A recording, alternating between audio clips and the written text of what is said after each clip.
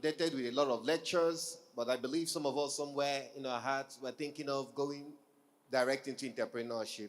So I want to look at essentials for entrepreneurship, and we have some very experienced hands here who are tested and proven over the years, and we trust God within the next few minutes they would share with us a few things they want us to know. Essentially, we need to for us to go into entrepreneurship. So let me start. Okay, so let me start from, someone will say from the ladies first, but no. Let me start from the man by the middle, who is bounded with the ladies right and left. Mr. Solomon, all right, yes. Okay, so please, essentials for entrepreneurship. We're in the country, please, you can use the mic. We're in a country where a lot of our youths, I don't want to work for anybody. I'm not ready to find any pressure. I tire. I'm not ready for all those 8 to 5 jobs. Please, what do you think are the essentials we need to focus on before we go for anybody going to entrepreneurship? uh, as an as a young entrepreneur or as a startup, you have to believe in yourself first and believe in what you want to start. And my company started from from school, or before school. So my nickname was Engine Multi Lancer.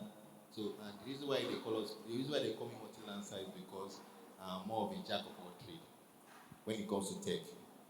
Now, when I mean jack of all trade, which means anything related to tech, and I believe everybody here understand what freelancer is, right?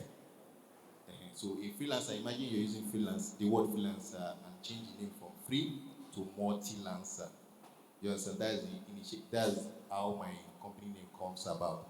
And our slogan is local roots, global wins. Now, local roots, global wins, what it means is that you can work anywhere as a Nigerian. I'm putting Nigerian first, and we are working globally, which means I'm working in Nigeria, I'm working with US candidate, or working with US company, or working with UK companies, or working with Canada companies. Now, when I mention all those things, doesn't mean I'm aiming big like that. So I'm calling Canada, all this. So I have people that I'm working with there. We have Nigerians here that I partner with. Oh, Solomon, I'm working with this company, and they need us to do something like this. And you say, oh, Solomon, can you work on these things? I'll represent them online. And how did I start all these things? From school. Now, when you're starting a company, is the reason why we go to school, most of us go to school, is to start a company. But majority of us go to school because after the school we want to work with one big company like that. You understand? But some of us, the best way to start your business, or the best location to start your business, is in schools. If you're not in school, you can start from church. Do you understand? So, and challenges I had when starting a company, there are a lot of challenges. And challenges like how do I get a client? How do I keep this company running? How do I finance this company? Well, the truth to be told is that when starting a company, you can start with zero naira, and I will explain that. When starting, you start with zero naira, and I will explain that. Now, it's not easy for someone to get a job or get a client, but at the same time, it's not easy for you to be at home not working, because being at home not working is also a job. You're being jobless. You understand my point? So, but now, when you want to work for free, I'll give you an instant. There are many instants to get a client. If I tell you that I want to get a client today, I can get a client today. But it depends on the kind of client I want to get. Now, if for example, I'm a web developer, and I'll use my business as an example now, and I want to get a job, I want to do a marketing for my job. The first thing I look for is what? Is for companies that need my services. Now, this company that need my services might tell you that, oh, we have a web developer already, or we can't work with you. Now, we Nigerians, we always focus on the money. Like I said, money is not everything. Now, I'm a web designer, I'm good at what I'm doing. How many of us know what Google business is? Okay. Google my business. How many of you have heard of Google my business? Okay. How many of you have searched for I need a shoe, and you see a business name appear? How many of you have heard of business directories in Nigeria? Not only in Nigeria, also in US. Now, I'm giving a secret about some of my business and how I get clients now. Now, when you go online, let's say I'm a web designer and I want to design a website for a shoe. You're learning web design. I'm also an instructor. I believe some of my students are here. I'm also an instructor. And what I always tell them is that you must not what have money to start a business or start a website, for example. Okay. Now, Okay. Okay, please round up, sir. so once you pick let's say you search for a shoe vendor and I want to design a website for a shoe vendor and I want the shoe vendor to buy into my services, I search for that shoe vendors. They list all the shoe businesses in Google My Business or in Google Directory, and some of those businesses don't have websites. I will send a proposal to them. If you want to make it look more nicer, you can send a proposal to them. Not the normal messages or SMS. You can write a proposal, mail it to them, or send someone to send it to them. Then, and before you send those messages, make sure you design a website for them. This could be your website. I told you I'm good at website. They don't know me, so I'll look at their business, look at their storyline, look at the service they are having, look at what they offer. Then I'll use those information to design a website for them, and I'll send it to them and tell this could be your website. Before you do it for 5 to 10 people, I believe if inside those 10 people, you get 6 people that will contact you back. And if those 6 people do not contact you, just after 1 month, 2 months, you get those people who will still contact you. All right. If there's something, there is a pickup line here. You're an entrepreneur. We are told to look for your startup capital, but someone is telling you here with an idea, you may not necessarily need money to get your business off the start. Have the vision, find a way, it means to reach out to your clients, and you may just have to start your business. Mrs. Chidima, I think I'm here with you right now. I want to ask, in your own assessment, sincerely, what do you think should be a driving force? Which one is more important, the passion or the skill to be an entrepreneur? To run a business, employ, what do you need for sustainability of a business as a new entrepreneur? Is it the passion or is it the know-how? Okay, so I am going to thank you for the question.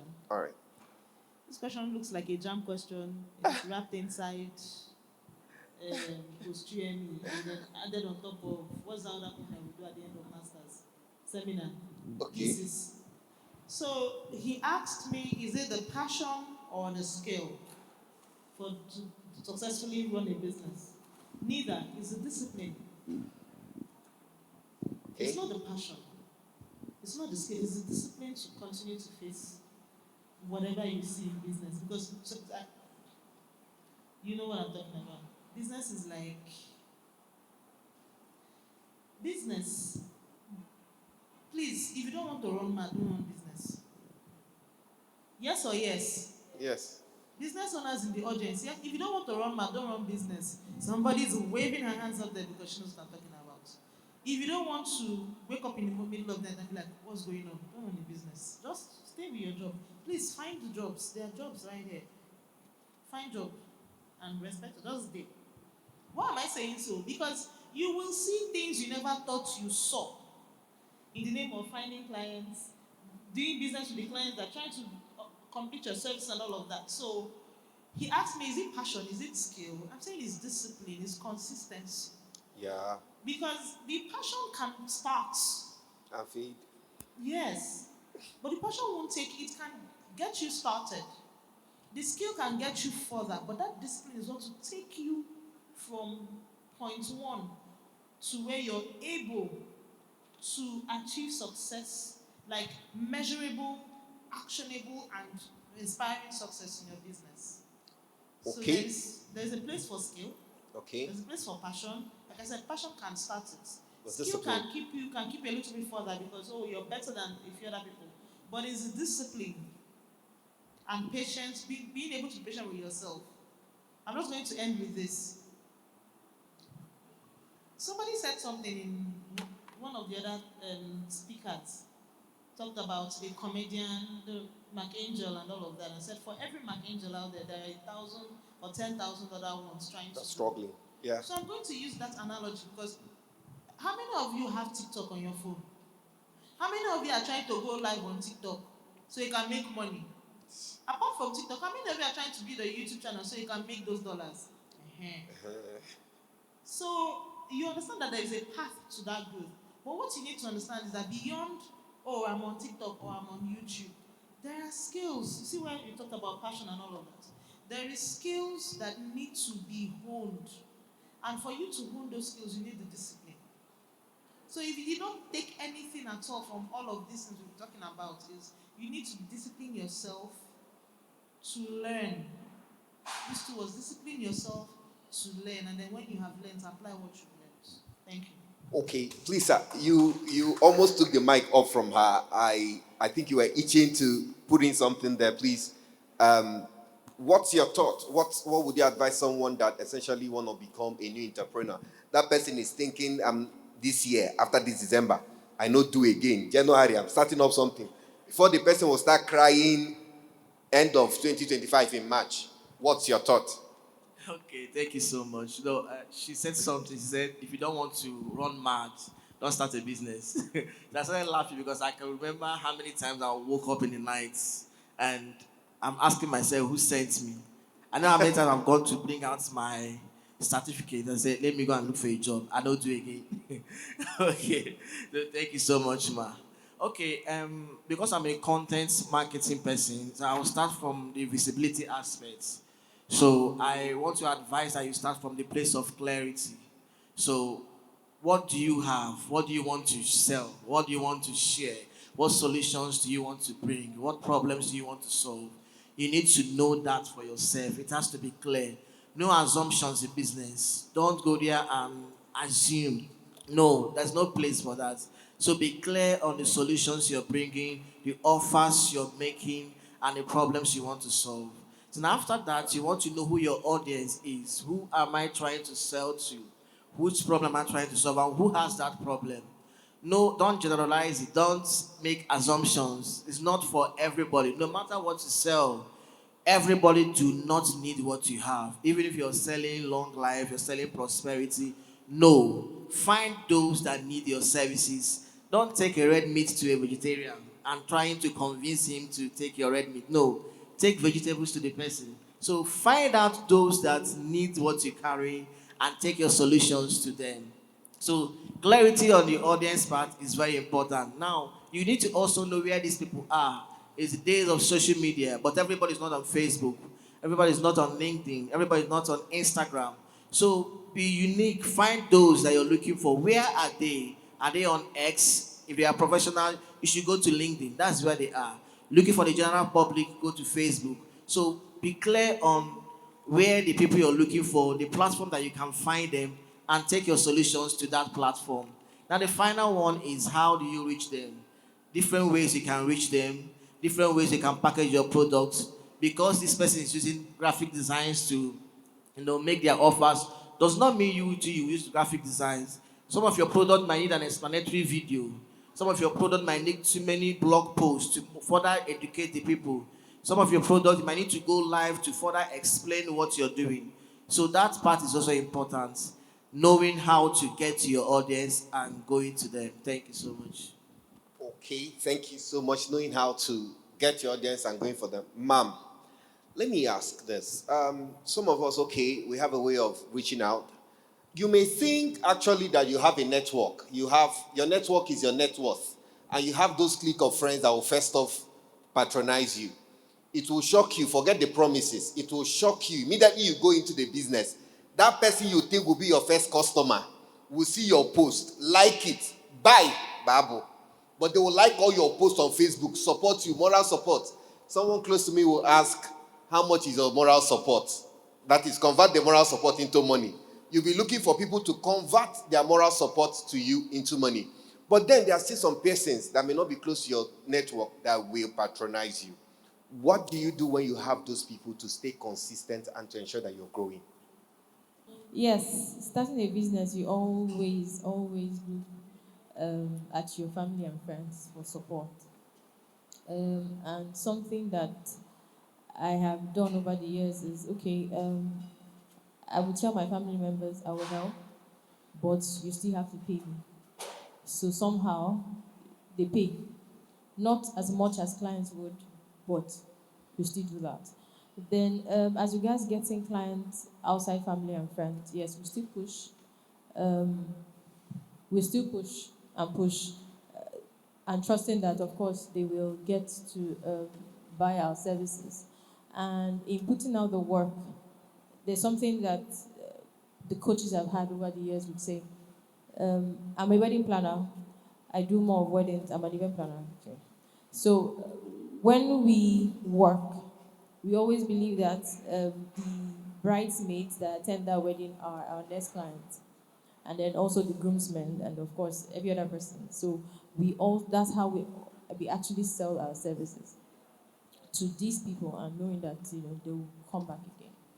So you try to, at least every time you offer your services, you try to offer quality services, Yes. knowing that those of them that are directly beneficial of those services will probably refer you, or Yes. people will see them enjoying the quality service And then and, and then hook us in. and then hook you up. One of the first mistakes I made is this: running mad, like one of us said. You run mad. One of the things I learned is not able to segment your income, supposedly. Until I learned that in business, I had headache for everything. For example, I have a school, and then within that school, children pay school fees. I would take school fees. Starting up, I would take school fees, use money as far as I see money. If it's the end of the month that one is enough for me, I'll just use it and pay salaries. And then next month, I start again, trusting God for those of them that will pay up their school fees by the end of the month, and you sort out one or two problems. But then, until I learned a formula that you must separate them using the Garden of Eden formula, there were 4 streams. So many businesses have different streams of income. Your businesses will have different streams. Separate the streams. For school, we have the tuition fees, you have the development fees, you have the infrastructure fees, sports fee and all that, and uniforms and all that. Until I learned to separate those things as a startup, started separating them, I discovered that I didn't have headache for everything. For development fees, could have money to take care of development things by the end of the term so that I could achieve something, while I look for money to pay for salaries, which I would pick up a segment of the school fees. I didn't have money for sports or games. I had money to, even if I needed support to do anything, I know that I'm not totally lost. I'm not totally empty in that area. I needed a little finance to back up here. So it's very important that when you run your business, when you want to start up your business, find a way to know the streams of income for that business. In real estate, they have different streams. And then when you find out the different streams, you know where to channel your funds to. That is one. Secondly, please, before you think of going into entrepreneurship, let me say this.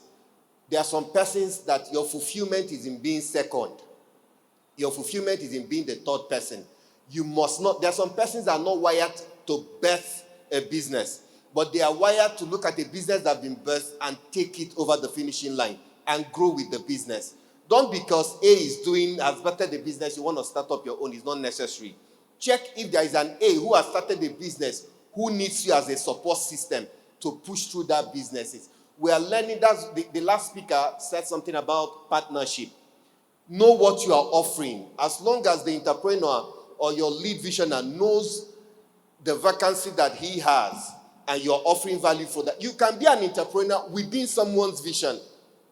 Do you think some of these churches, for example, that run educational institutions, that is the founder of the church that knows what is happening in the education? Most of them don't. People that understand the vision are running it under them, and the businesses are succeeding, and they are also a success themselves. Some of them will be more successful than some persons that are into schools on their own. So understand what you've been called for, understand what your strength is, ensure that you do all your checks rightly, and we trust God. Whether you're going into entrepreneurship or you're working as a support system for someone, whatsoever you lay your hands to do, like the scripture says to us, shall succeed. Please, we want to encourage every one of us. Let's just tune in and hope that by next year, Job Fair and Career Expo will have more time. We appreciate Castle Resources for this time. Thank you so much. Time up.